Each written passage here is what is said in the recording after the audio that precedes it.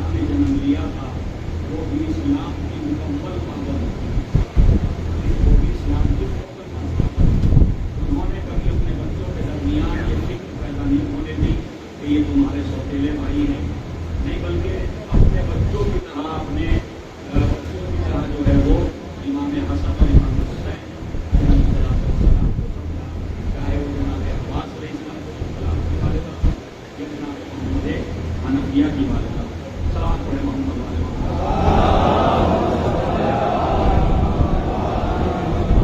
ایک پیغام دیا اپنے چاہنے والوں کو کہ اس طرح کے رشتے قیامت تک قائم ہوتے رہیں گے، لیکن ان رشتوں کے اندر کوئی پریشانی اور کسی طرح کی پرابلم نہیں آنی چاہیے۔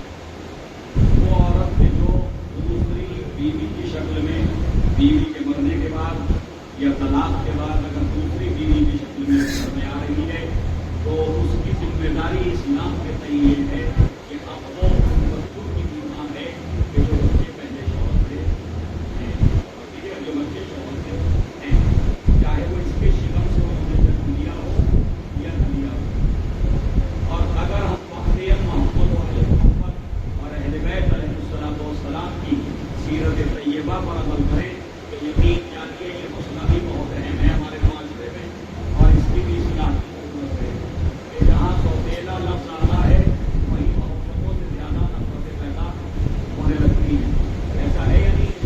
لہٰذا ہمیں ضرورت ہے کہ ہم بالخصوص اس سلسلے میں جناب ام المؤمنین سلام اللہ علیہا کے کردار اور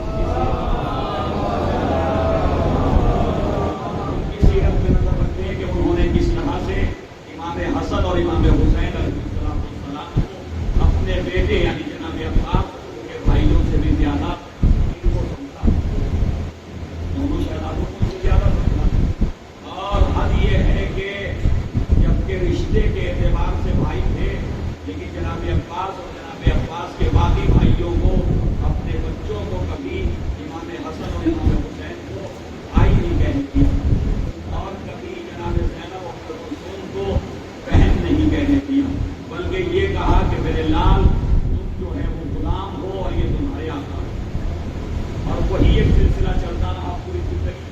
کبھی جناب عباس علیہ السلام نے بھائی نہیں کہا امام حسن اور امام حسین علیہ السلام کو، اور اگر کہا کی تو فرمائش کے طور پر کہ جب خود امام نے تمنا کی، اور جب خود امام نے حکم دے دیا تو اس کے بعد وہ بھائی کہہ کر کے ایک بار پکارا پوری زندگی میں، اور پھر اس کے بعد زندگی نے وفا نہ کی، پھر رات جو ہے وہ اتنا آسانی سے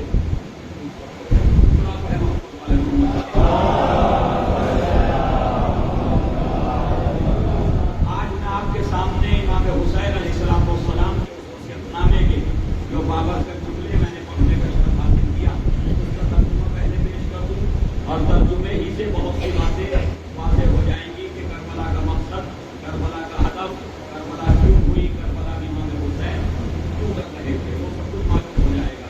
لہٰذا امام فرماتے میرے بھائی محمد حنفیہ انی لمخرج شرا ولا بدرا، نہ میں شر پھیلانے کے لیے نکل رہا ہوں اور نہ یہ مقصود ہے اس اسلام سے کہ میں لوگوں کو دکھاؤں کہ میں اسلام کا محافظ ہوں، یعنی جسے ہم ریاکاری کہتے ہیں، دکھاوا کہتے ہیں، نہ میں ریاکاری کے لیے نکل رہا ہوں، ولا مفسدا ولا ظالما، اور نہ میں کسی طرح کا اس زمین پر فساد کرنا چاہتا ہوں اور نہ کسی پر ظلم کرنا چاہتا ہوں۔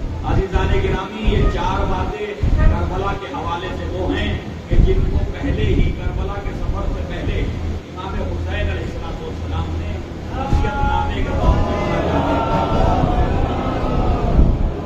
امام حسین علیہ السلام نے اقرار کر دیا کہ میرے اس اقدام کا اور میری اس شہادتوں کا کوئی ہدف ایسا نہیں ہے کہ جس میں شر شامل ہو یا جس میں فساد شامل ہو یا جس میں کوئی فتنہ شامل ہو یا جس میں کوئی برائی شامل ہو، لہذا میں ان کاموں کے لیے نہیں کھڑا ہوا ہوں، میں صرف اور صرف اس لیے نکل کھڑا ہوا ہوں کہ انما خرجت لطلب الاصلاح فی امت جدی رسول اللہ صلی اللہ علیہ وآلہ وسلم، میں میں صرف اور صرف یہ چاہتا ہوں اس اقدام کے ذریعے، اس سفر کے ذریعے، اس بیعت کے انکار کے ذریعے صرف یہ چاہتا ہوں، کیا چاہتا ہوں کہ اپنے نانا کی امت کی اصلاح کروں، اور کیجیے گا نانا کی امت کی اصلاح کروں۔ تو اس کا مطلب یہ ہے کہ شر کربلا سے دور ہے، برائیاں کربلا سے دور ہیں، فتنہ و فساد کربلا سے دور ہے، ظلم کربلا سے دور ہے۔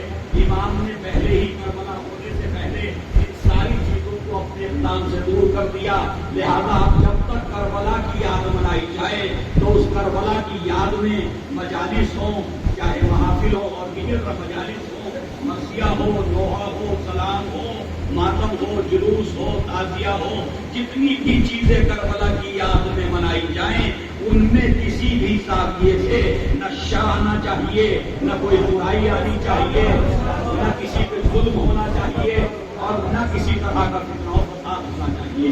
صلاۃ علی محمد وعلی محمد۔ یعنی اب کربلا کی یاد میں جو کربلا کی یاد منائی جا رہی ہے وہ یاد بھی اتنی پاک و کامل نہ ہو، وہ پروگرام بھی اتنے مقدس ہوں کہ جس چیز سے امام حسین نے انکار کر دیا اب وہ کربلا کی یاد میں شامل نہیں ہونے چاہیے، وہ کربلا کی یاد میں شامل نہیں ہونے چاہیے۔ اگر مجلس ہو رہی ہے تو مجلس اصلاح کے لیے ہو، اصلاح امت کے لیے ہو، سامعین کی اصلاح کے لیے ہو، اور ذاکر خود اپنی اصلاح کی کوشش کرے، ٹھیک ہے نا، خطیب اپنی اصلاح کی کوشش کرے، عالم اپنی اصلاح کی کوشش کرے، اور اپنے نفس کی اصلاح کے ساتھ ساتھ جو حاضرین ہیں ان کی اصلاح کی کوشش کرے۔ اگر ہم اصلاح کے ہدف کو لے کر کے آگے بڑھیں گے تو یقین جانیے یہ مجلسیں بھی کامیاب ہیں، یہ ذکر محمد والے محمد بھی کامیاب ہے، اور یہ سامعین کا سننا اور خطبہ کا ذکر کرنا سب کچھ جو ہے جو ثواب کا باعث ہے۔ لیکن اگر ان مجالس میں کہیں سے بھی کوئی برائی شامل ہو گئی تو نہ مجلس قبول ہوگی اور نہ یہ سب کچھ جو سلسلہ ہوگا اس میں مجھے ثواب ملے گا۔ صلاۃ علی محمد وعلی محمد۔ عزیزان گرامی، تمام باتوں پہ نظر رکھنے کی ضرورت ہے۔ تو ابھی کربلا ہوئی نہیں ہے، کربلا 6 مہینے بعد ہوگی، لیکن کربلا کا سفر شروع فرما رہے امام، کربلا کے لیے نکل رہے ہیں امام، ابھی کربلا نہیں ہوئی۔ نکلنے سے پہلے یہ وصیت نامہ تحریر فرما کر کے جناب محمد حنفیہ کے سپرد فرما۔ اچھا، امام کی لیکن معصوم کی جو فراست ہوتی ہے، کیونکہ معصوم علم امامت سے عصمت کے ذریعے مستقبل کے پردوں کو چاک کر کے وہ دیکھ سکتا ہے کہ کس طرح کی چیزیں ہونے والی ہیں، اسی کو ہم علم غیب سے تعبیر کرتے ہیں۔ یعنی علم غیب نبی کو بھی ہوتا ہے، لیکن یہ خود بذات خود علم نہیں ہوتا، اللہ عطا کرتا ہے۔ کیونکہ بڑی مشکل کہاں پیدا ہو جاتی جب ہم یہ کہتے ہیں نا کہ مستقل طور پہ وہ علم غیب جانتے ہیں تو پھر اعتراض ہوتا ہے۔ نہیں، علم غیب کو خود نہیں جانتے ہیں، کیسے نبوت خود ان کا منصب نہیں ہے، رسالت خود ان کا بنایا ہوا منصب نہیں ہے، وہ بھی اللہ نے عطا کیا ہے۔ تبھی تو جب اللہ نے نبوت کی تو نبی بنا، جب اللہ نے رسالت عطا کی تو رسول بنا، جب اللہ نے امامت کی تو وہ امام کہلایا۔ تو عزیزان گرامی، اسی طرح سے جو کچھ بھی صلاحیتیں اور جتنے بھی کمالات و فضائل ہیں وہ سب اللہ کی طرف سے ہیں۔ تو علم غیب بھی معصوم کا اپنا نہیں ہے، وہ اللہ کا عطا کرتا ہے۔ صلاۃ علی محمد وعلی محمد۔ اللہ کا عطا کرتا ہے۔ تو عزیزان گرامی، اب علم غیب کے ذریعے معصوم اس بات کو سمجھ سکتا ہے، جان سکتا ہے کہ اب سے 100 سال 200 سال 1000 سال بعد کیا ہونے والا ہے، کس طرح کے نظریات، کس طرح کے افکار آ سکتے ہیں۔ لہذا امام نے یہ وصیت نامہ لکھ کر کے شہادت سے پہلے ہی تمام لوگوں کی زبانوں پہ پابندی لگا دی کہ میری شہادت کی تعبیر تم نہ کرنا، میری شہادت کے بارے میں تم نہ بتانا کہ کیوں گئے تھے امام، کیونکہ ہر ایک کا مزاج الگ، ہر ایک کی طبیعت الگ، ہر ایک کی فکر الگ، ہر ایک کا خیال الگ، لہذا ہر انسان اگر یہ وصیت نامہ نہ ہوتا تو ہر ایک اپنی طرف سے امام حسین کی شہادت کی تعبیر کرتا ہوا نظر آتا. امام اس لیے نکلے، امام اس لیے نکلے، جس کا جتنا ذہن ہوتا. لیکن میرے مولا نے بتا دیا کہ میں کیوں نکل رہا ہوں، اس کا حق میں کسی اور کو نہیں دیتا. میں خود وصیت نامے کے طور پہ یہ بیان کر کے جا رہا ہوں کہ میرے نکلنے کا مقصد یہ ہے کہ میں نہ شر پھیلانا چاہتا ہوں، نہ فساد کرنا چاہتا ہوں، نہ کسی طرح کی بغاوت اور ریاکاری مقصود ہے، نہ کسی پہ ظلم کرنا مقصود ہے. صرف اور صرف میرا مقصد یہ ہے کہ میں اپنے نانا کی امت کی اصلاح کروں. اب جب کربلا کی یاد منائی جائے تو ہر ایک کی ذمہ داری بنتی ہے کہ وہ اصلاح کے پیغام کو آگے بڑھائے، کیونکہ کربلا اصلاح کے لیے ہوئی ہے. کربلا جو ہے وہ فسادات اور مظالم کے لیے نہیں ہوئی. صلاۃ علی محمد کربلا اصلاح کے لیے ہوئی. تو عزیزان گرامی، انسانی معاشرے میں جتنی برائیاں ہو سکتی ہیں، اور فرمائیے گا انسانی معاشرے کے اندر، انسانی سماج، انسانی سوسائٹی کے اندر جتنی برائیاں ہو سکتی ہیں، وہ ساری کی ساری برائیاں سمٹ کے ان 4 برائیوں میں آ جاتی. اس کے علاوہ بتائیے اور کون سی برائی ہوگی؟ یا تو وہ برائی شر ہوگی، اور شر کے معنی آپ جانتے ہیں، یا وہ فتنہ و فساد ہوگا، یا کچھ اور ہے برائیوں میں، یہی ہے نا، فتنہ و فساد ہوگا، یا کسی پر ظلم ہوگا، یا کسی پر ظلم ہوگا. تو جب بھی برائی جنم لے گی تو یہ 4 چیزیں موجود ہوں گی، اور یہ 4 ہی چیزیں برائیوں کو جنم دے گی. اگر ہم ان چاروں ہی پہ کنٹرول کر لیں تو پھر کوئی برائی جنم نہیں لے سکتی. لہذا انسانی معاشرے کے اندر جتنی برائیاں ہو سکتی تھیں ان کو معصوم نے 4 برائیوں میں سمیٹ کر کے اور پھر کربلا کے حوالے سے اس دروازے کو بند کر دیا کہ نہ شر ہوگا، نہ فساد ہوگا، نہ فتنہ ہوگا، نہ ظلم ہوگا کسی پر. اور جہاں یہ ساری چیزیں نہ ہوں سمجھ لو وہیں کربلا ہوگی. سلام پڑھے محمد والے محمد. جہاں یہ ساری چیزیں نہ ہوں سمجھ لو وہیں کربلا ہے. اگر ہمارے معاشرے میں شر نہ ہو تو سمجھو کربلا میں رہ رہے ہو. سمجھو کہ تم کربلا میں رہ رہے ہو، کربلا میں زندگی گزار رہے ہو. اگر ہماری گلیوں میں کسی پہ ظلم نہ ہو رہا ہو تو سمجھ لو کربلا میں ہو. ہمارے معاشرے میں اگر کوئی فتنہ و فساد نہ ہو تو اس کا مطلب یہ ہے کہ ہم کربلا میں ہیں. لیکن اگر ہمارے معاشرے میں یہ ساری برائیاں موجود ہیں، بلکہ میں تو کہتا ہوں معاشرے کو چھوڑیے، کس انسان کے اندر یہ برائی موجود ہے، اگر وہ امام کے روضے کے سامنے بھی کھڑا ہو تو سمجھ لے وہ کربلا نہیں گیا، وہ کیا کرنے نہیں گیا. صلاۃ علی محمد وعلی محمد.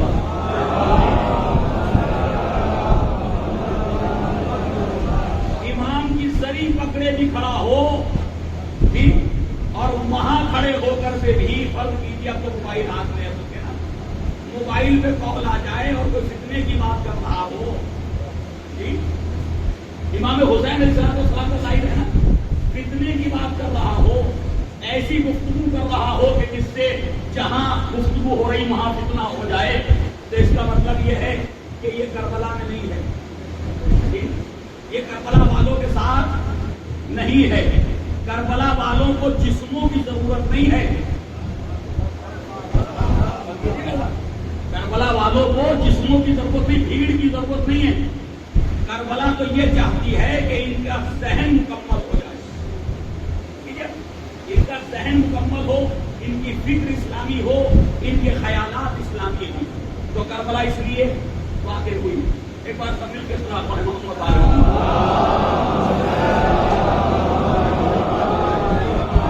اب یہیں سے میں اپنی گفتگو کو آگے بڑھا رہا ہوں.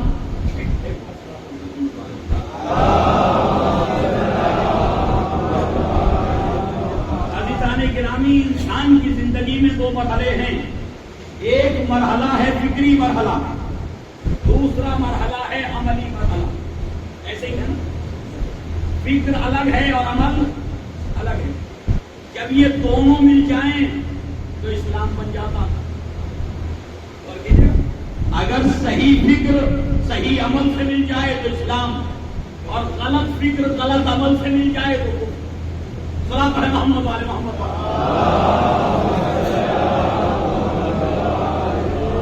ایک ہے فکری مرحلہ اور ایک ہے عملی مرحلہ. سوال یہ پیدا ہوتا ہے کہ فکری مرحلہ جو ہے اس میں تو تقریباً 95% انسان کربلائی ہے. میں انسانوں کی بات کروں، شیعوں کی نہیں. اب بہت سوچ سمجھ کے کہتا ہوں. فکری اعتبار سے، فکر کے حوالے سے 95% انسانیت اور انسانوں کے امت یعنی نوع بشر کے افراد کس کے ساتھ ہیں؟ قرآن کے ساتھ ہیں، اسلام کے ساتھ ہیں، حضرت محمد مصطفیٰ کے ساتھ ہیں. فکری طور حضرت علی کے ساتھ ہیں، حضرت حسن کے ساتھ ہیں، حضرت امام حسین کے ساتھ ہیں. کیوں؟ سب کی فکر وہی ہے جو اسلام کی تھی، جو اسلام کا پیغام ہے، جو قرآن کا پیغام ہے، جو اللہ کا پیغام ہے، فکر وہی ہے. ایک یہودی سے بھی پوچھئے کہ چوری صحیح ہے یا غلط. یہودی کی بات کرو، مسلمان کی تو بات نہیں کرنا. ایک یہودی سے پوچھئے چوری صحیح ہے یا غلط، تو کہتا غلط. تو قرآن کی غلطی کہتا. تو قرآن کے موافق ہے فکر یا نہیں ہے؟ حضور پاک کی اس کو غلطی بتا رہے ہیں، تو حضور کی فکر کے مطابق ہے فکر یا نہیں ہے؟ امام حسین بھی اس کو غلطی کہہ رہے ہیں، تو فکر میں ایمان کے ساتھ ہے یا نہیں ہے؟ ایسے ہی ہے نا. پوچھئے ظلم صحیح ہے یا غلط، کسی بھی انسان سے پوچھئے بغیر کسی تفریق مذہب و ملت کے، تو ہر ایک کہے گا ظلم غلط ہے. جھوٹ صحیح ہے یا غلط؟ غلط. کسی کا مال غصب کرنا صحیح ہے یا غلط؟ غلط. کسی کو ستانا صحیح ہے یا غلط؟ غلط. غیبت کرنا صحیح ہے یا غلط؟ یہ خالی کرسیوں کی بات نہیں ہو رہی. کسی سے پوچھیے آپ یہ ساری چیزیں تو کہے گا غلط. تو بھائی اس کا مطلب یہ ہے کہ جو قرآن کہہ رہا تھا فکر میں یہ قرآن کے ساتھ ہے، فکر میں یہ حضور پاک کے ساتھ ہے، فکر میں یہ ائمہ معصومین علیہ السلام کے ساتھ ہے. اب لفظوں کو بدل کے کہوں، فکر میں یہ محمدی ہے، فکر میں یہ علوی ہے، فکر میں یہ حسنی ہے، فکر میں یہ حسینی ہے، یہ باقری ہے، یہ زیدی ہے، یہ نقوی ہے، یہ نقوی ہے، یہ جعفری ہے. صحیح ہے. تو فکر میں تو سب کچھ ہے. تو اب سوال یہ پیدا ہوتا ہے کہ کیا فکر پہ جزا و سزا ملے گی؟ بھائی جزا و سزا صرف اور صرف فکر پہ ملے گی؟ اگر صرف اور صرف فکر پہ جزا و سزا ملتی تو پھر اس کا مطلب یہ ہے کہ جس کی فکر صحیح ہو گئی وہ مومن ہو گیا. اور ٹھیک ہے، جس کی فکر صحیح ہے وہ مومن. جبکہ ایسا نہیں ہے. اسلام میں صرف اور صرف فکر کے مطابق جو ہے وہ جزا و سزا نہیں ہے. ایک بات پڑھ لیتے ہیں محمد والا. فکر کے صرف اور صرف، دیکھیں میرے لفظوں پہ غور کیجیے گا، مجھے معلوم ہے بات میں اختلاف ہو سکتا. صرف اور صرف فکر پہ جزا و سزا نہیں ہے، صرف اور صرف. لیکن بہتر ہے کہ فکر اچھی ہو. میں اس کی تشویق نہیں دلانا، اس کی طرف ترجیح نہیں دلانا کہ آپ غلط فکریں رکھیے. فکر کا اچھا ہونا بھی ضروری ہے، کیونکہ جب فکر اچھی ہوگی تبھی میدان عمل میں عمل اچھا ہوگا. صلاۃ علی محمد والے محمد.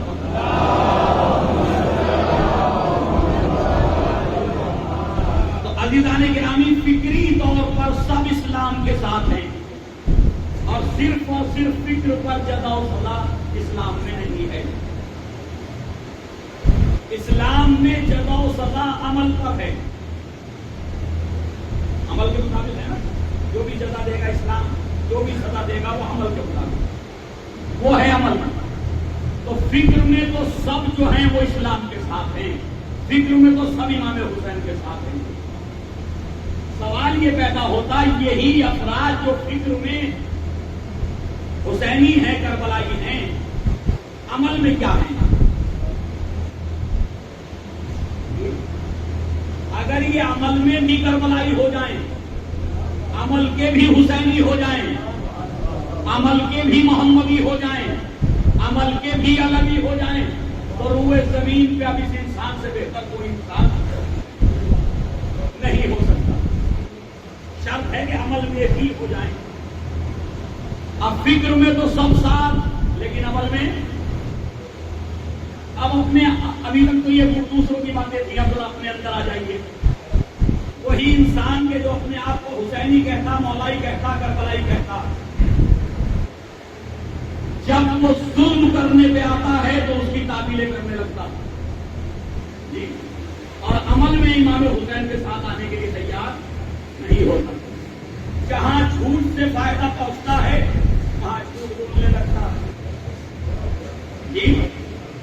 غیبت کرتے ہوئے اگر کوئی ٹوک دے غیبت کیوں کر رہے ہو تو کہتا میرا مقصد غیبت نہیں ہے نا، اور کیا ہے جب اس کے پیچھے برائی ہو رہی ہے تو ہے کیا؟ یہ لوگ سمجھتے ہیں کہ کسی کے کردار میں، کسی کے زندگی میں کچھ نقائص کا پایا جانا اور اس کا پیچھے ذکر کرنا یہ غیبت نہیں ہے۔ ایسا نہیں ہے۔ اگر وہ نفس نہ ہو اور پھر اس کو بیان کیا جائے تو وہ تہمت ہے۔ اگر وہ ہی نہ اس کے اندر وہ بات اور پھر اس کی طرف نسبت کی جائے تو وہ کیا ہے؟ وہ تہمت ہے، وہ غیبت نہیں ہے۔ غیبت تو کہتے ہی اس کو ہیں کہ اس کے اندر وہ کمزوری ہے،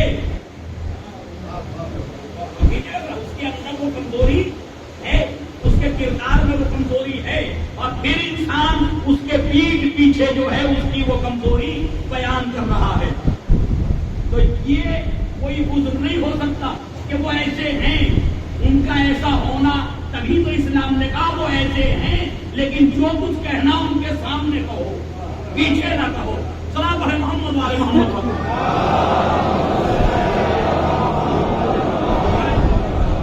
تو ہم ہر چیز کی تعبیر کر لیتے ہیں،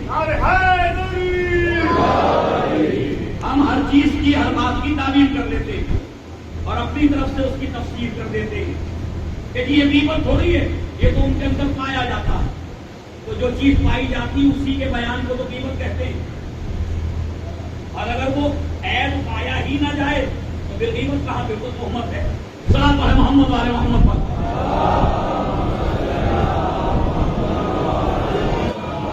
عزیزان گرامی، یاد رکھیے کہ جب تک کوئی انسان فکر کے ساتھ ساتھ عمل میں شریک نہیں ہوگا اس وقت تک اسے کوئی جزا و سزا کا حق نہیں۔ لہذا عمل میں شریک ہونے کی ضرورت ہے، اور پھر خصوص اس مجمع کو کہ جو مجمع امام بارگاہ میں فرشیادہ پہ آتا ہے، آل محمد کے فضائل و مناقب کو سنتا ہے، ان کی ذمہ داریاں باقی کے علاوہ جو نہیں آتے ان سے کہیں زیادہ ہیں۔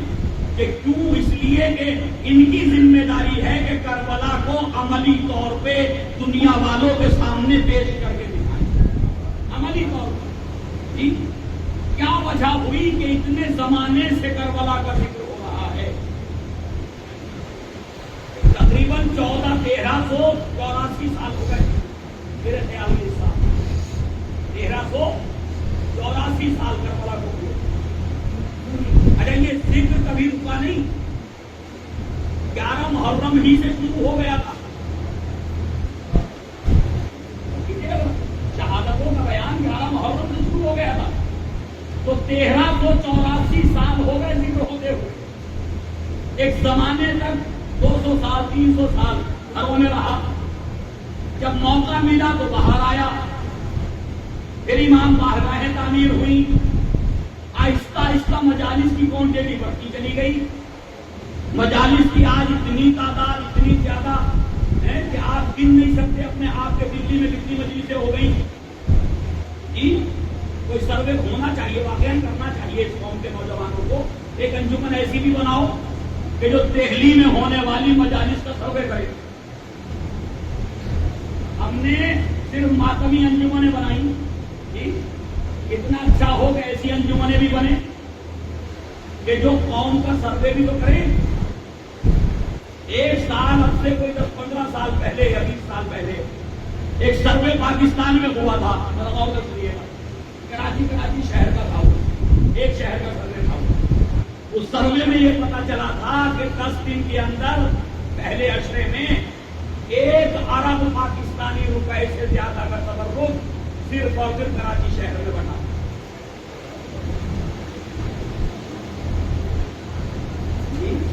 1 ارب روپے سے زیادہ کا تبرک صرف اور صرف کراچی شہر میں بنا 10 دن کے اندر۔ تو عزیزان گرامی کتنی مجلسیں ہو رہی ہوں گی تو کراچی شہر کے اندر ہے نہیں، لیکن پھر اسی قوم سے پوچھو کہ جس نے 1 ارب کا تبرک کراچی شہر میں بانٹ دیا، اسی کیا وہ غریب قوم تھی؟ ایک سوال تو ہے، وہ غریب قوم تو نہیں ہو سکتی، نقص تو نہیں ہو سکتے، فقر و فاقے میں مبتلا تو نہیں ہو سکتے، ٹھیک ہے نا؟ اس کا مطلب اچھے کھاتے پیتے لوگ تھے نا، سب صاحبان ثروت تھے، صاحبان دولت تھے۔ پھر انہی سے پوچھو کہ تم نے 10 دن کے بعد کربلا کے پیغام کو آگے بڑھانے کے لیے جو عملی اقدامات ہونے چاہیے تھے وہ کتنے کیے؟ وہ کتنے کیے آپ نے؟ ایک سوال ہے یا نہیں ہے؟ اب آپ کہیں گے مولانا اس سے مراد کیا ہے؟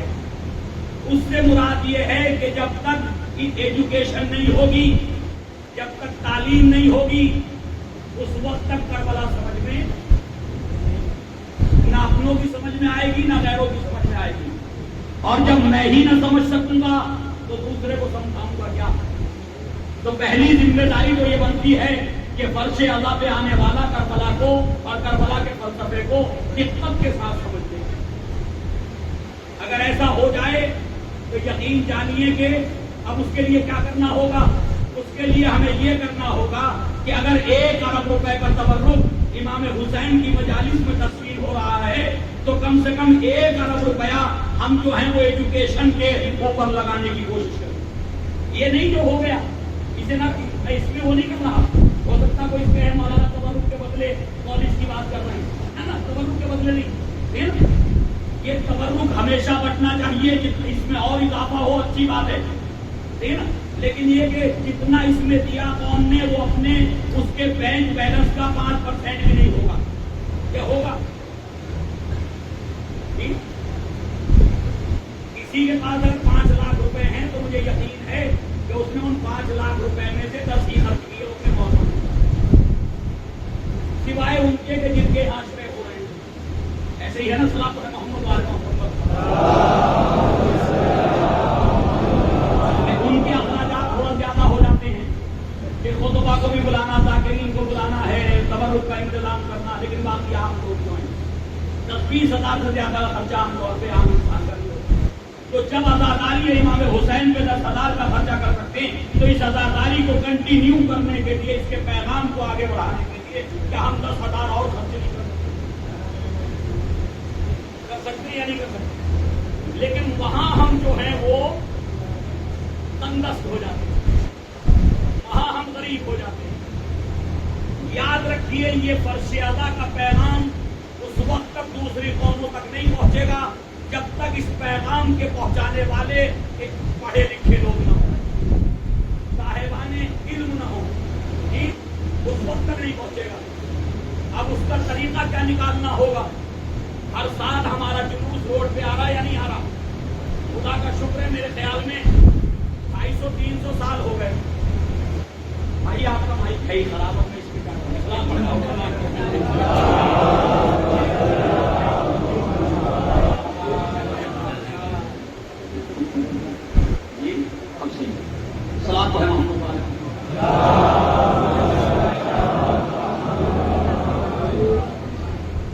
عزیزان گرامی، آواز آ رہی ہے؟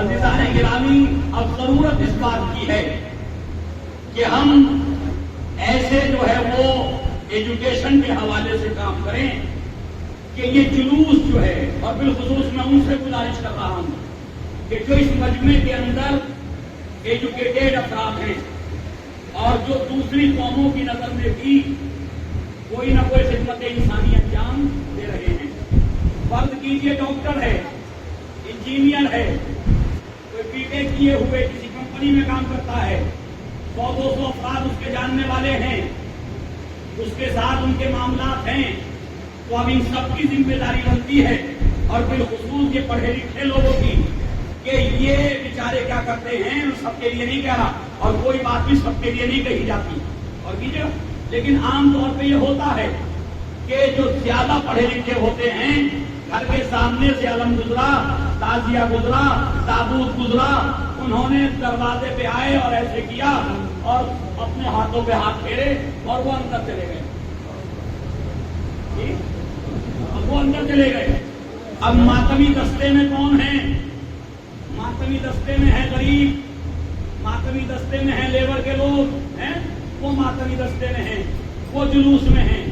تو بھائی ہر قوم کے جلوس ابھی تک تو نہیں نکلتے تھے, اب تو ساری قومیں نکالنے لگی ہندوستان کے اندر.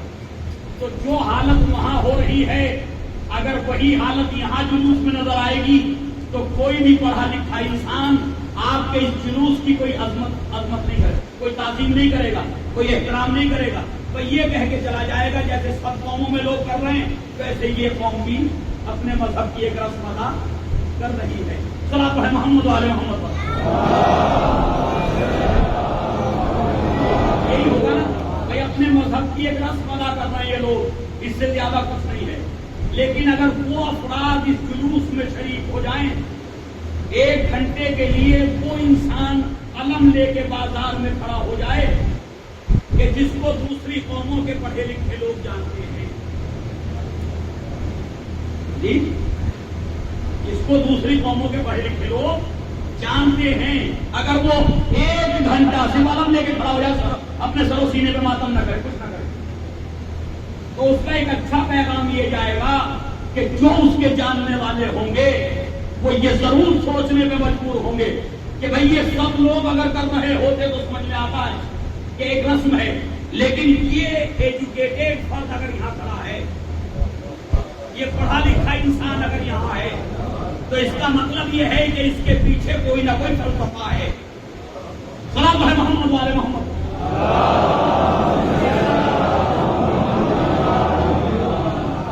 تو اس کے پیچھے کوئی نہ کوئی فلسفہ ہے, کوئی وجہ ہے, ورنہ یہ یہاں نہ ہوتا.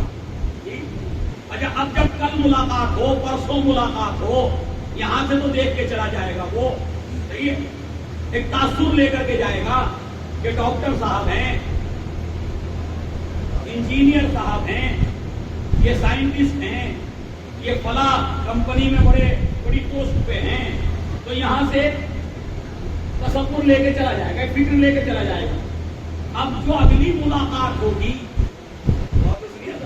اگلی جو ملاقات ہوگی تو وہ سوال ضرور کرے گا. یہ ہو نہیں سکتا کہ وہ کوئی آپ سے سوال نہ پوچھے. کیوں؟ اس کے ذہن میں سینکڑوں سوال آپ کے کھڑے رہنے نے پیدا کر دیے. ہمارے جلوس میں آپ کے ہونے نے سینکڑوں سوال پیدا کر دیے, لہذا سوچتا رہے گا جب ملاقات ہو تو پوچھے. اب جب ملاقات ہوگی تو سوال کرے کہ آپ کو ہم نے وہاں دیکھا تھا, آپ ایک پرچم لیے کھڑے تھے, یہ پرچم کیا ہے اور یہ آپ کیوں کرتے ہیں؟ تو اب پڑھا لکھا انسان جب جواب دے گا تو وہ واقعاً جو ہے وہ یعنی ایک نالج بھرا جواب دے گا, صحیح ہے, علم بھرا جواب دے گا, سمجھانے کی اس کے اندر قوت ہے, طاقت ہے.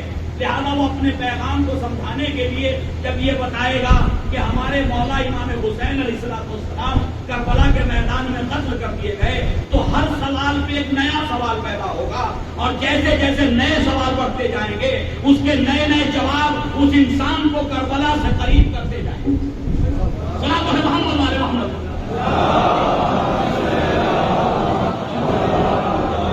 اس سائل کو ہر جواب کربلا سے قریب کرے گا. وہ یہ سمجھے گا کہ کربلا میں یہ سب کچھ کیوں ہوا, اور یہی مقصد تھا ان جلوسوں کا, یہی ہدف تھا اس ماتم کا, یہی ہدف تھا اس کریے کا. یہ کریا و ماتم, یہ جلوس, یہ تعزیہ, یہ علم, یہ تابوت, یہ شیعوں کے لیے نہیں نکالے گئے تھے کہ جی شیعہ 5 منٹ کریا کر لیں, پورا کر لیں, اس لیے نہیں کریں. یہ اس لیے تھا کہ ہمارے امام باہرگاہوں میں جہاں مجلسیں ہوتی ہیں, ذکر محمد والے محمد ہوتا ہے, جو لوگ نہیں آتے، جو لوگ نہیں آ سکتے یا نہیں آتے، وہ کم سے کم روڈ پہ جلوس کی شکل میں اس چیز کو دیکھ لیں اور پھر ان کو یہ پتا چلے کہ ہم یہ کیوں کر رہے ہیں۔ تو عزیزان گرامی، یہ ایک ایسا سلسلہ ہے کہ جس کے لیے انتورا باراما ایک شخص ہے جس نے کتاب لکھی ہے امام حسین فی الفکر المسیحی۔ امام حسین علیہ السلام جناب عیسیٰ علیہ السلام کی فکر کی روشنی میں، یہ کتاب کا نام ہے عربی میں، افریقہ کا رہنے والا، اس نے یہ کتاب لکھی اور جب کتاب لکھی تو اس کے اندر ایک بہت اچھی یعنی بہت ہی بڑا پیغام دیا۔ وہ یہ کہتا ہے کہ اتنی بڑی شہادت، اتنی بڑی شہادت امام حسین علیہ السلام نے کربلا کے میدان میں پیش کی، اتنی بڑی شہادت نہ انبیاء کے درمیان ہے، نہ رسولوں کے درمیان ہے، نہ ادیان سماوی میں جو دوسرے آسمانی ادیان ہیں ان میں بھی وہ شہادت موجود نہیں ہے۔ لہذا اگر یہ شہادت امام حسین ہم عیسائیوں میں ہوئی ہوتی تو ہم امام حسین کے ذریعے سے پوری دنیا کو عیسائی بنا دیتے۔ محمد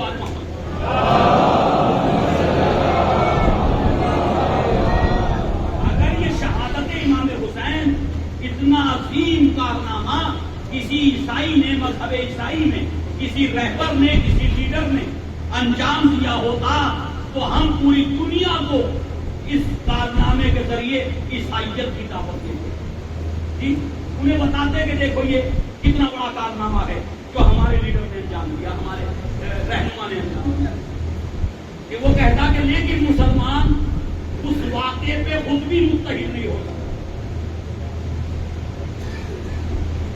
یعنی کتنا بڑا ستم ہے یہ کسی امت کا، کسی قوم کا، کہ جن کے پاس کربلا جیسا جو ہے وہ عظیم واقعہ ہو اور وہ قوم جو ہے اس واقعے پہ آج تک خود بھی متحد نہیں ہو سکتی۔ تو دوسروں کو کیا ہم دعوت دیں گے جب خود ہی ہم کو سمجھنے کی صلاحیت نہیں رکھتے؟ سلا پڑے محمد علیہ۔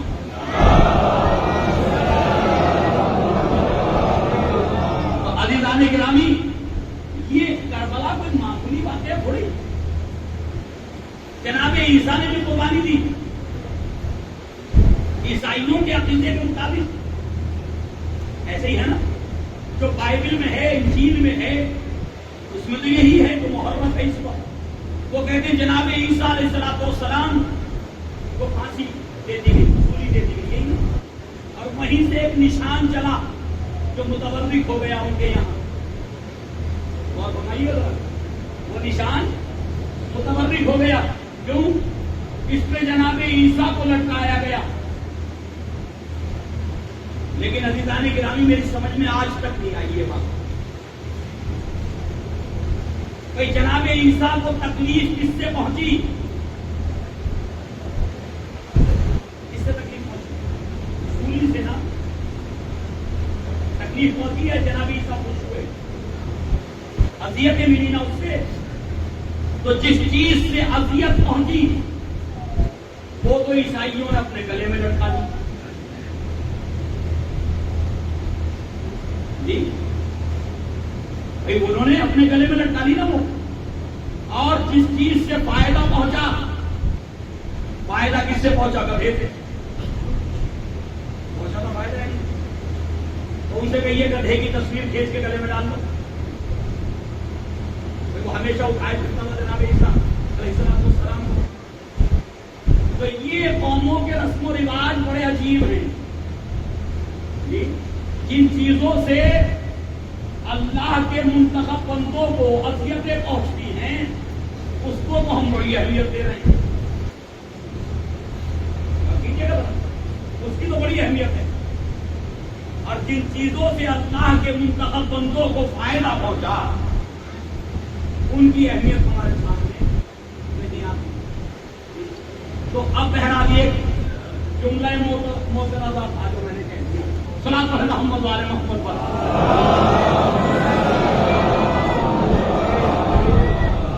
ابھی جو کیس ہوا شاید میرے خیال میں روحانی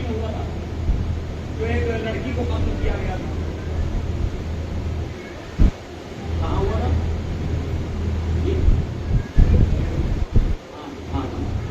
جو لڑکی کو قتل کیا اور وہ مسلمان تھا بلند شہر کا، لڑکا تھا مسلمان بلند شہر کا، جو بالکل گلی میں قتل کیا تھا اور کماتے جاتے رہے کرتے رہے. لیکن 2-3 مہینے پہلے اس وقت ڈبیٹ میں یہ بات کہی گئی کہ بھئی یہ لوگ ہماری بچیوں کو جو ہے وہ ہندو بن کے ہمارے مذہب کے ماننے والے بن کے دھوکہ دیتے. اچھا کہاں سے پہچانا کہ جی وہ اس نے یہ ظاہر کیا کہ میں بھی ایک یعنی ہم دونوں ایک ہی مذہب کے. کہاں سے ظاہر کیا؟ تو میڈیا کہہ رہا جی وہ دھاگے جو بندھے ہوئے تھے، اور باقاعدہ جو ہے ڈبیٹ میں ہمارے ہندو بھائی کہہ رہے ہیں کہ کس نے ان کو اجازت دی کہ یہ ہمارا نشان اپنے ہاتھ پر باندھیں؟ یہ تو ہندوؤں کا ہے، تو مندروں میں ہے، تو لہذا آپ کیوں باندھتے ہیں؟ جی اس کا مطلب اب وہ آہستہ آہستہ پہچان بنا رہے ہیں اپنی کہ جس کے ہاتھ میں یہ کلاوا بندھا ہو، تو اس کا مطلب اسے وہ ہندو سمجھ رہے ہیں. تو عزیزان گرامی ہمیں بہت احتیاط کی ضرورت ہے، ہمیں بہت احتیاط کی ضرورت ہے کہ جو چیزیں مشترک ہیں کہ ان کے یہاں بھی اور یہاں بھی، تو بہتر ہوگا کہ ہم ان سے دوری اختیار کریں تاکہ ہمارے اس نشانی سے ہمارا جو ہے غلط تصور نہ جائے. صلاۃ علی محمد وعلی محمد.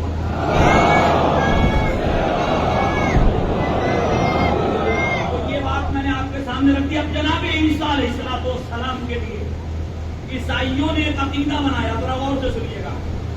عقیدہ یہ ہے کہ جناب عیسیٰ علیہ السلام کو سولی دے دی گئی، انہیں اذیتیں پہنچائی گئی، انہیں جو ہے وہ مصیبتوں میں گرفتار کیا گیا، لہذا اب جناب عیسیٰ شہید ہو گئے. کیوں شہید ہو گئے؟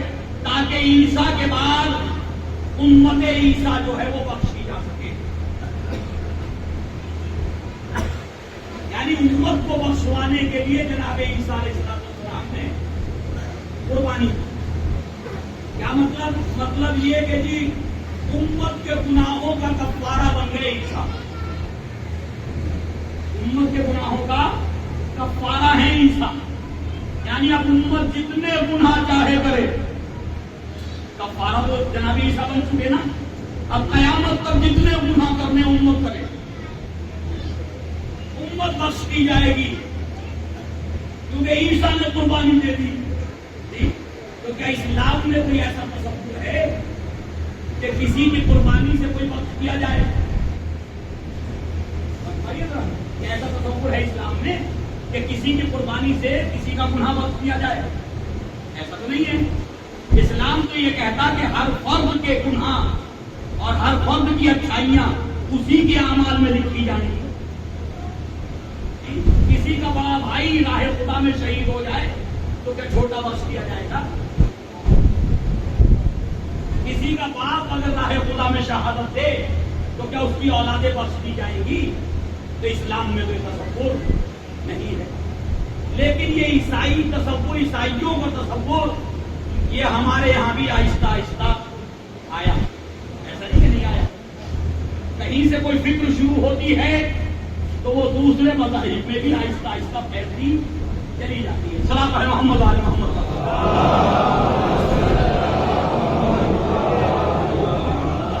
گرامی یہ تصور بھی آیا اور اس تصور کو قوالیوں میں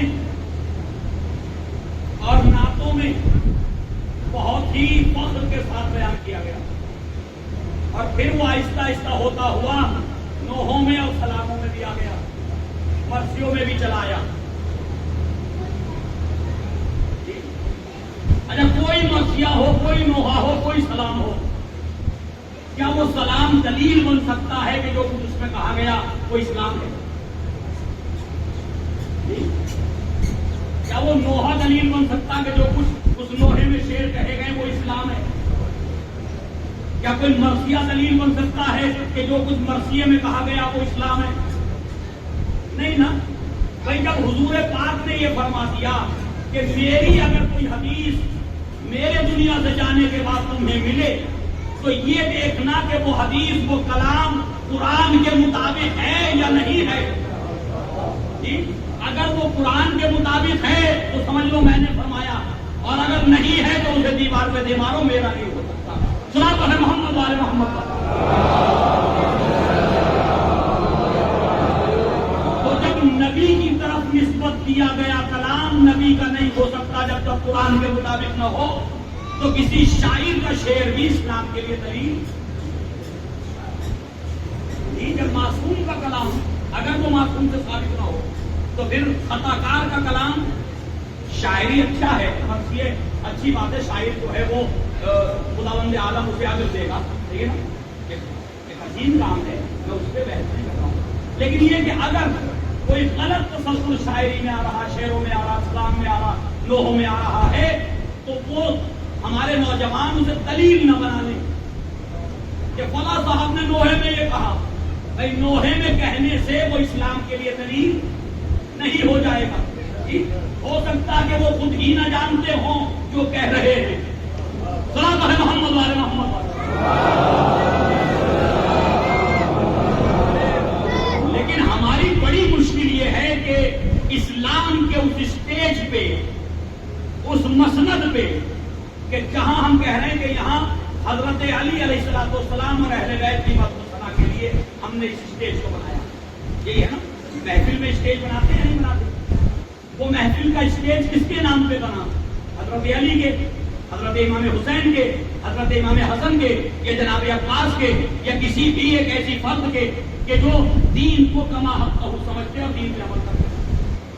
لیکن جب اس اسٹیج پہ ہمارے جیسے لوگ آ رہے ہیں تو وہ یہ زحمت برداشت کرنے کے لیے تیار نہیں ہیں. ایک مرتبہ ان کی سیرت کو دقت کے ساتھ پڑھیں، جس کے لیے شعر کہہ رہے ہیں، اور جس کے حوالے سے شعر کہہ رہے ہیں، جس کی مدح و ثنا کر رہے ہیں، جس کا قصیدہ لکھ رہے ہیں، اس کی حیات طیبہ کو بہت ہی دقت سے مطالعہ کریں. تو مطالعے کی زحمت کو کوئی دوبارہ کرتا نہیں. اب ایسی باتیں شعروں میں آ جاتی ہیں کہ جو نوجوانوں کے ذہن میں بیٹھ جاتی، اور نوجوان کہتے ہیں مولانا یہ شعر نہیں ہے، وہ سمجھتے ہیں یہ اسلام کی دلیل ہوگی، ہے نا، یہ اسلام کے لیے دلیل ہے کہ جو کچھ اس میں کہا گیا وہ صحیح ہے. وہ خطا کار ہے، شاید خطا کار ہے، معصوم تو ہے نہیں. اب سپوز کیجیے میں ہمیشہ اس طرح کے اشعار میرے ذہن میں بھی رہتے ہیں کہ جی بس مسیری کی طرف کان لگے رہتے ہیں. اسٹیج کس کا؟ حضرت علی کا. محفل کس کی ہو رہی؟ حضرت علی علیہ السلام کی. صحیح ہے نا. اور شعر کیا پڑھا جا رہا؟ بس مسیری کی طرف کان لگے رہتے ہیں. وہ خدا کہتا ہے سننے میں مزہ آتا ہے. وہ خدا کہتا ہے سننے میں مزہ آتا ہے. اور مجمع ہے نعرے لگا لگا کر کے اس نے جو چھتیں اڑا دی. واہ واہ کیا کہہ دیا، کیا کہہ دیا، کیا کہہ دیا. نہ شاعر کو پتا کیا کہہ دیا، نہ سننے والے کو پتا کیا کہہ دیا. اگر وہ خود بھی سمجھ لیتا کیا کہہ رہا ہے. ارے کیسے ممکن ہے کہ حضرت علی کے چاہنے والے کو کوئی علی کو خدا کہے اور اسے سن کے مزہ آنے لگے؟ کیا یہ ممکن ہے؟ یہ ممکن نہیں ہے کہ جو توحید کا سب سے بڑا علمدار ہو، جس نے سب سے پہلے توحید کو پہچانوایا ہو، اسی کے نام پہ یہ کہا جائے کہ بس وہ خدا کہتے ہیں مجھے مزہ آتا. میں تو کہتا ہوں تیرے کان اگر قرآن کی طرف لگ جاتے تو زیادہ اچھا ہوتا مسحری کی طرف لگنے سے.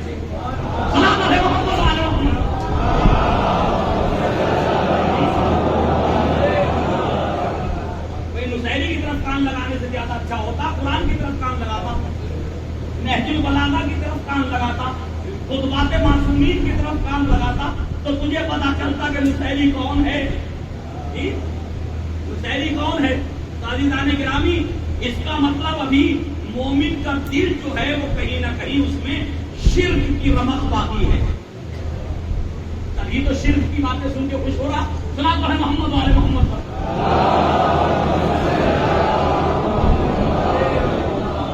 اسی طرح ہمارے سلاموں میں، نوحوں میں یہ بات بھی آ گئی، اور بعض مرثیوں میں بھی سننے کو مل جاتا ہے کہ امام حسین علیہ السلام خنجر کے نیچے ذبح ہوتے وقت امت کی بخشش کی دعا کر رہے تھے. امت کی بخشش کی، میرے معبود تو میری امت کو بخش دینا. یعنی وہی نظریہ جو عیسائیوں کا تھا کہ امام جیسے عیسیٰ کی شہادت سے تمام عیسائی بخش دیے گئے، ویسے امام حسین کی شہادت سے ساری امت مسلمہ بخش دی جائے گی. اچھا، اس نظریے کی نشر و اشاعت کرنے والے جو ابتدا میں لوگ تھے وہ بنو امیہ اور بنو عباس کے ایجنٹ تھے. وہ بنو امیہ کے لیے کام کر رہے تھے، بنو عباس کے لیے کام کر رہے تھے. تو انہوں نے کہا کہ یہ شمر، یہ غولی، یہ یزید کو لانے والے افراد، ان کو کیسے بچائیں، ان کو کیسے بچائیں اس جرم سے. تو انہوں نے کہا کچھ ایسا کرو، عیسیٰ والا، عیسائیوں والا نظریہ اس امت میں پھیلا دو. عیسائیوں والا نظریہ اس امت میں پھیلا دو. اس سے کیا ہوگا؟ ایک تیر سے دو شکار ہوں گے. دو نشانوں پہ ہم کام کریں گے. ایک تو یہ کہ یہ امت مسلمہ میدان عمل میں سست ہو جائے گی. یہ میدان عمل میں سست ہو جائے گی. جب امام حسین نے مجھے بخشوا دیا، جنت مجھے امام حسین کی وجہ سے مل رہی ہے، تو پھر میری کیا ذمہ داری کہ میں مسجد میں روز جاؤں؟ میری کہاں ذمہ داری کہ اب میں مئی اور جون کے روزے رکھوں؟ اب کہاں ذمہ داری؟ مجھے کیا ضرورت ہے اپنے اخلاق کو اچھا کروں؟ کیا ضرورت ہے محلے میں کسی غریب کی مدد کروں، کسی فقیر کو سہارا دوں، کسی مسکین کو اٹھاؤں، کسی بچے کی فیس ادا کروں؟ تو اب یہ کیا ضرورت ہے ان ساری چیزوں کی؟ کہ امام نے شہادت پیش کر دی، میں جنتی ہو گیا، میں تو بخش دیا گیا. تو اب جو کرنا میں کروں. تو میدان عمل میں سست ہوگا یا نہیں ہوگا؟ دین سے دور ہوگا یا نہیں ہوگا؟ دین سے دور ہوگا. تو عزیزان گرامی یہ سلسلے شروع ہوئے. اور دوسرا یہ کہ جن کو یہ برا کہہ رہے ہیں ممبر پہ، وہ بھی تو امت ہی میں ہے. جنہوں نے قتل کر دیا امام کو، جنہوں نے 3 دن کا بھوکا پیاسا رکھا، جنہوں نے مظالم کیے، وہ کون ہے بھائی؟ وہ بھی تو امت ہی میں ہے یا کوئی اور ہے؟ کربلا عیسائیوں سے ہوئی تھی، کربلا یہودیوں سے ہوئی تھی، کربلا ہندو بھائیوں سے ہوئی تھی، یا کربلا مسلمانوں کے درمیان ہوئی؟ تو وہ بھی امت ہی. تو پھر یزید پہ لعنت نہیں کریں گے؟ یہ امت بخشی گئی تو یزید بھی بخشا گیا.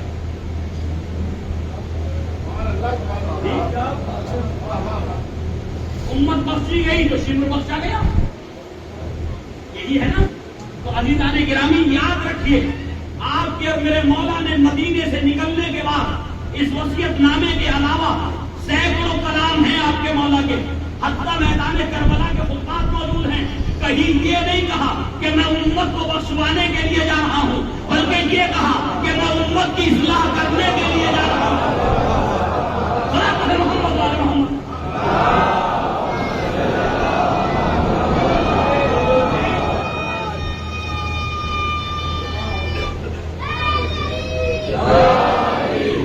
کہیں نہیں فرمایا اگر کوئی جھوٹی سے جھوٹی روایت یا مورخ کی کوئی تحریر مل جائے تو مجھے دکھا دو کہ یہ ہے جملہ کہ مولا فرما رہے میں امت کو بخشوانے کے لیے نکلا ہوں، میں مسلمانوں کی بخشش کے لیے نکلا ہوں.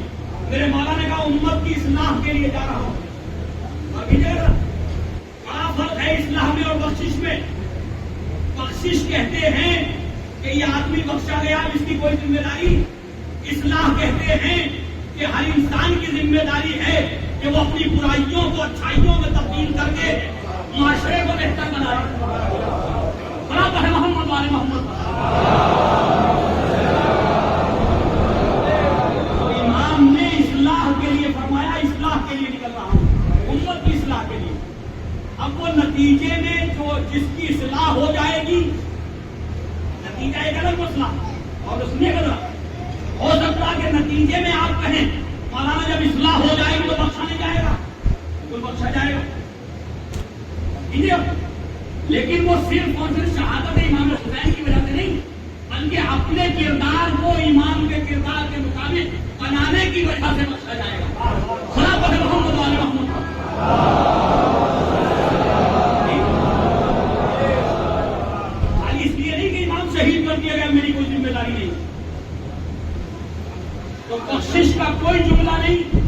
کے لیے فرمایا. اب شیروں کو سمجھنے کا، شعر کو سمجھنے کا، نظم کو سمجھنے کا، سلام اور مرثیوں کو سمجھنے کا اتنا شعور تو ہو، کیونکہ شاعر کی تو مجبوری ہو سکتی ہے تو کوئی ایسا شعر کہتے جس میں بہت سی چیزیں پوشیدہ ہو جائیں، ظاہر نہ ہو سکے، اور اچھا شعر بھی وہی ہوتا ہے جس میں بہت سی چیزوں کو پوشیدہ کر دیا جائے، اسی شعر کو اچھا شعر کہا جاتا. ورنہ اگر سیدھی سیدھی بات ہو بالکل سامنے کی تو بھائی وہ تو پھر شعر کیا ہے وہ. صلاۃ محمد وعلی محمد.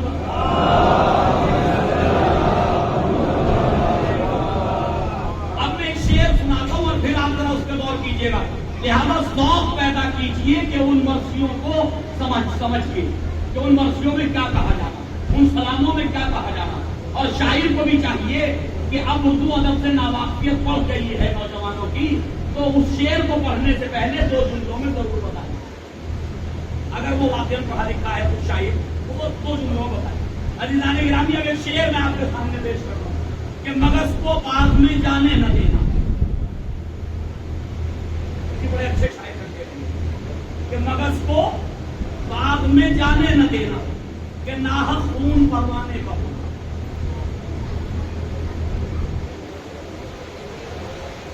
ماشاءاللہ شعراء کرام کی بہت ہیں. مغز کو باغ میں جانے نہ دینا کہ ناحق خون پروانے کا ہوگا. ہم نے کہا بھائی ایسا کیا ہے اس شعر کے اندر کہ مغز کہتے ہیں شہد کی مکھی کو، کہ شہد کی مکھی اگر باغ میں جائے گی تو پروانہ قتل کر دیا جائے گا. ان دونوں کے درمیان کیا ملازمت ہے کہ یہ باغ میں جائے اور پروانہ قتل ہو؟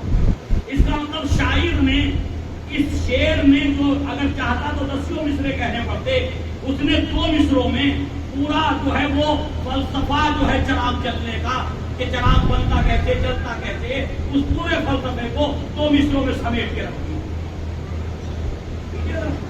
کہ مغز کو باغ میں جانے نہ دینا کہ شہد کی مکھی اگر باغ میں نہ گئی تو شہد نہیں لائے گی، شہد نہیں لائے گی تو اسے موم کی ضرورت نہیں پڑے گی. شہد رکھنے کے لیے موم چاہیے نا. اب وہ جب ٹکڑی ہوتی وہ ٹھیک نا، اسے موم کی ضرورت پڑی، موم بنایا. جب موم بنایا تو اس میں شہد رکھا. اب اسی موم سے بعد میں چراغ بنا. اسی موم سے چراغ بنا، چراغ کی روشنی ہوئی، پروانہ جو ہے وہ چراغ بجھانے کے لیے آ گیا. پروانہ چراغ بجھا، لوگ سمجھتے پروانے کو شمع سے محبت ہے، ایسا ہے نہیں. جب تک جلتی رہتی ہے تو بجھانے کی کوشش کرتا رہتا، جب بجھ جاتی تو بھاگ جاتا. صلاۃ محمد وعلی محمد پر.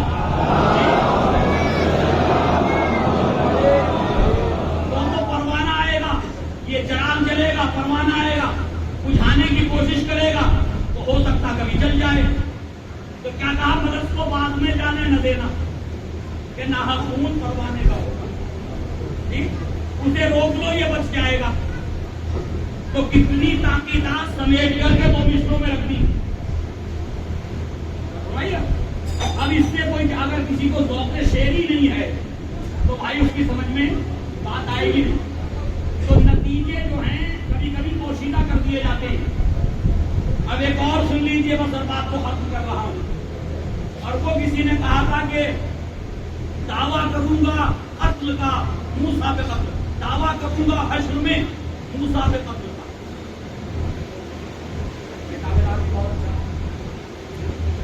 دعویٰ کروں گا حشر میں موسیٰ پہ قتل کا، کیوں تیز آگ بھی میرے قاتل کی تیز ہو. تو کیا رسم رکھا کرتے تھے، سیکل کیا کرتے تھے. وہ جناب موسیٰ علیہ السلام سیکل کا کام کرتے تھے، تلواروں پہ جو ہے تھار لگایا کرتے تھے. کیا ہے یہ سلسلہ؟ وہ کہنا چاہتا ہے، شاعر بتانا چاہتا ہے کہ عاشق ہے، ایک معشوق ہے. تو قتل تو کیا اس نے جو معشوق ہے، اس عاشق کو پریشان تو یہ کر رہا نا. یہ کہنا میں تو موسیٰ پہ دعویٰ کروں گا قتل کا. کیوں کہ اگر موسیٰ کوہ طور پہ نہ گئے ہوتے، بجلی نہ چمکی ہوتی، کوہ طور سرمے میں تبدیل نہ ہوا ہوتا، نہ وہ سرما بنتا، نہ وہ سرما بن کے میری معشوق کی آنکھوں میں آتا، اور نہ یہ آنکھیں قاتل ہوتی۔ محمد والوں محمد،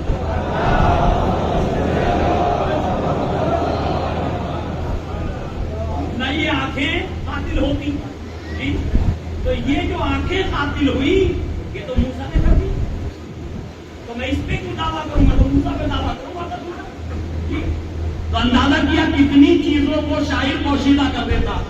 اب اگر مصرع یوں آئے کسی شعر میں کہ خنجر کے نیچے امام حسین امت کی بخشش کی دعا کر رہے تھے، تو اسے بھی سمجھنے کی کوشش کریے کہ نہ کربلا ہوتی، نہ اسلام بچتا، نہ شریعت باقی رہتی، نہ قرآن باقی رہتا، اور جب قرآن باقی نہیں رہتا تو کوئی عمل کیسے کرتا؟ لہذا اسلام، امام حسین نے شہادت پیش کر کے شریعت کو بچا لیا، دین کو بچا لیا، قرآن کو بچا لیا۔ قرآن بچ گیا تو لوگ عمل کرنے لگے، عمل کرنے لگے تو اصلاح ہو گئی، اصلاح ہو گئی تو بات دیے گئے۔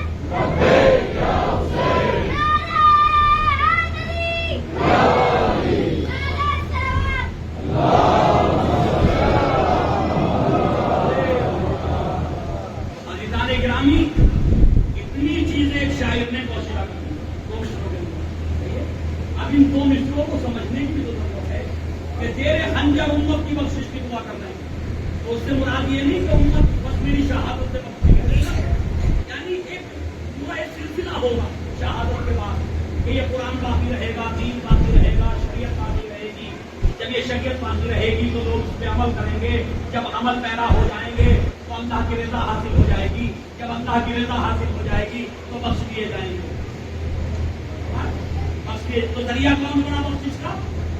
امام حسین۔ لیکن خود خالی اکیلے امام حسین نہیں، جب تک وہ انسان کے جو شہادت کو سمجھ رہا ہے وہ امام حسین علیہ السلام کے بچائے ہوئے دین اور شریعت کے مطابق عمل نہ کرے۔ صلاۃ علی محمد وعلی محمد۔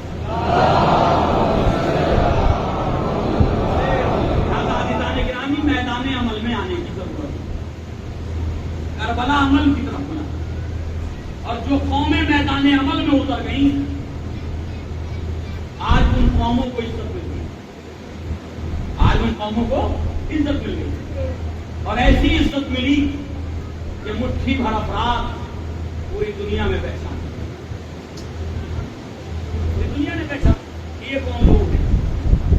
یاد ہوگا آپ کو کہ جس وقت اسرائیل اور حزب اللہ کی لڑائی ہوئی تھی، اس وقت وہاں کے نامہ نگاروں نے اسرائیل کی عوام سے ایک انٹرویو لیا، تو اس میں جو کچھ وارننگ سید حسن نصر اللہ نے کی تھی، تو وہاں کی عوام نے یہ کہا تھا یہودی ہوتے ہوئے کہ دنیا کا کوئی مسلمان جھوٹ بولتا ہو تو بولتا ہو، یہ سید حسن نصر اللہ نہیں بولتا۔ وہاں کے رہنے والوں نے یہ کہا تھا کہ یہ جو کہہ رہے ہیں یہ کر دیں گے، کہ ہم نے اس آدمی کو جھوٹ بولتے نہیں دیکھا۔ تو عزیزان گرامی، اگر کوئی کربلا کو عملی طور پہ اپنا لے تو دشمن بھی اس کا کلمہ پڑھنے لگتا ہے۔ صلاۃ علی محمد وعلی محمد۔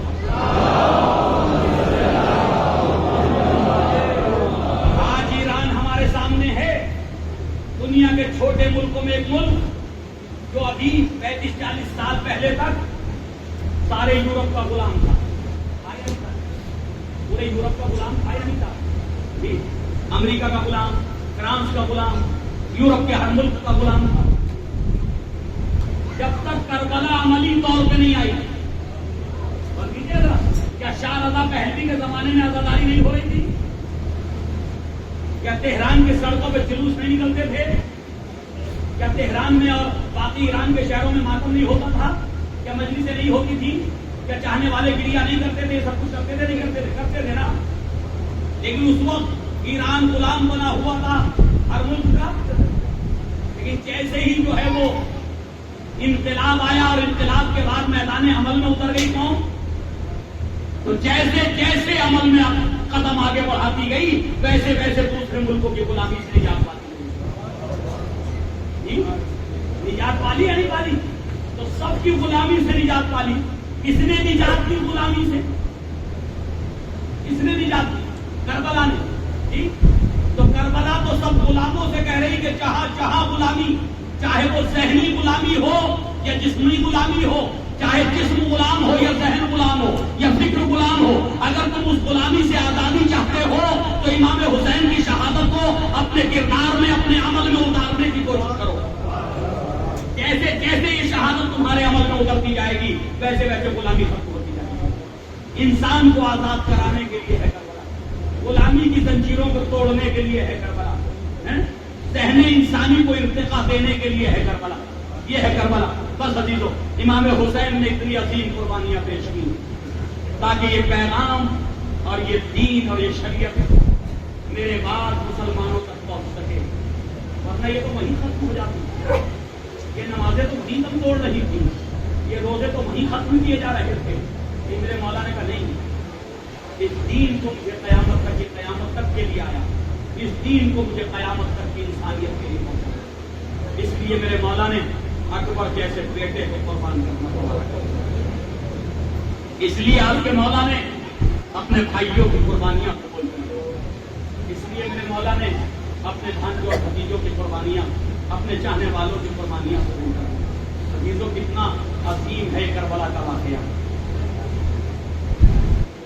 لاکھوں سلام ہو حسین ابن علی، لاکھوں سلام ہو ان جوانوں پر، لاکھوں سلام ہو ان بچوں پر، ان بزرگوں پر کہ جنہوں نے اللہ کے دین کو بچانے کے لیے اپنی جانوں کو تلواروں کے حوالے کر دیا، اپنے جسموں کو تیروں کے حوالے کر دیا، اپنے آپ کو نیزوں کے حوالے کر دیا. ایک قربانی کہ اگر کوئی غیر بھی اس قربانی کو سنے یا پڑھے تو وہ بھی جو ہے وہ بے ساختہ بڑا مسئلہ ہے کہ کیا ایسا بھی قربانیاں کی جا سکتی ہیں.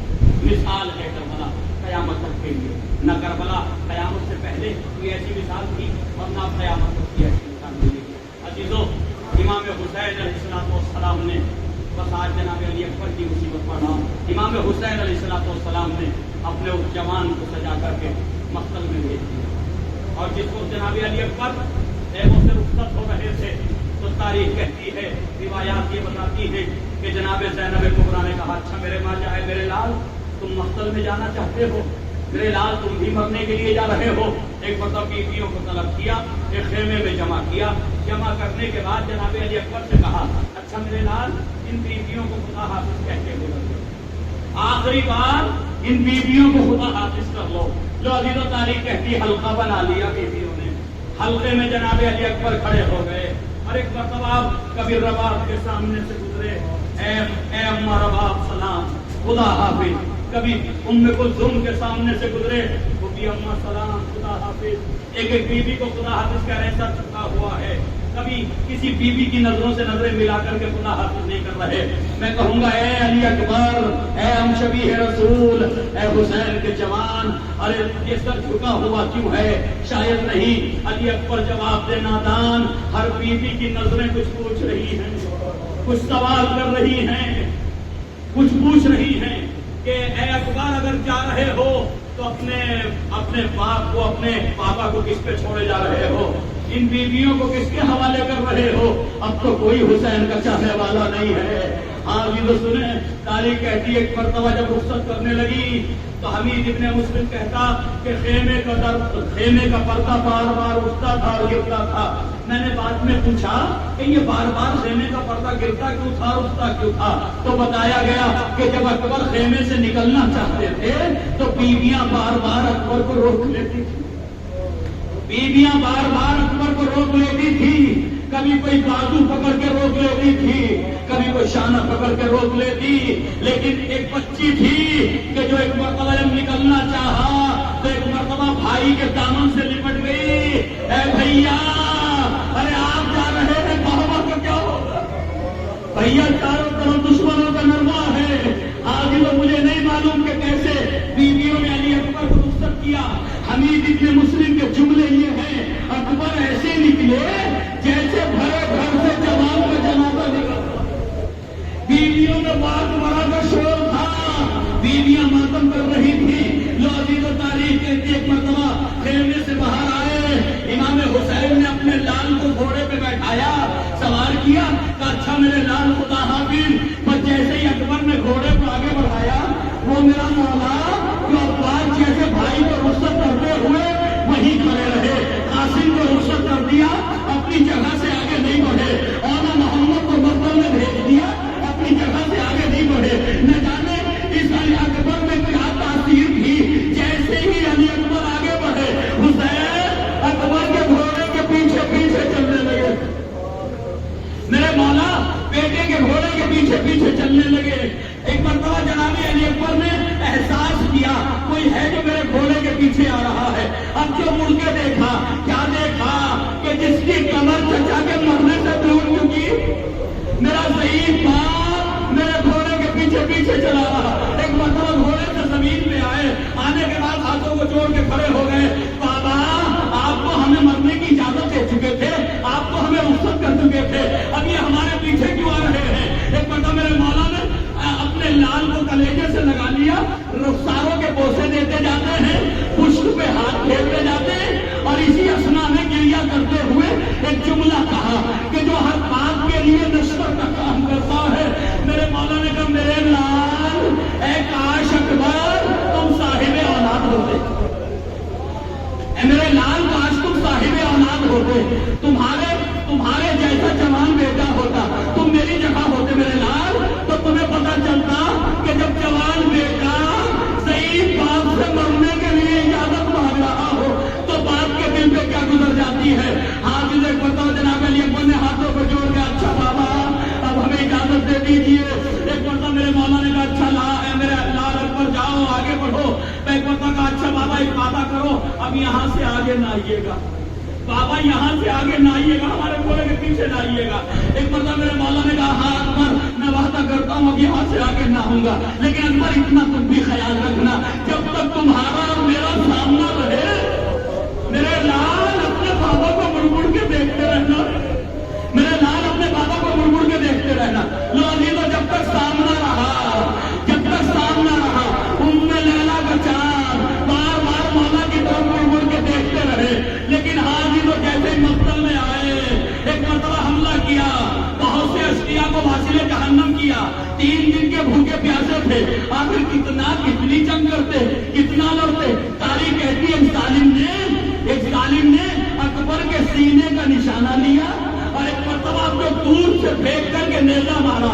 ایک مرتبہ نیزہ اکبر کے سینے میں لگا, پر نیزے کا لگنا تھا اکبر سے گھوڑے پہ سنبھلا نہ گیا. آواز دی بابا عزیزوں, بس 2 جملے. ایک مرتبہ جیسے ہی نیزہ لگا زمین کی طرف چلے. تاریخ تبری میں عجیب منظر پیش کیا مولوی تبری نے کہ جب زمین کی طرف چلنے لگے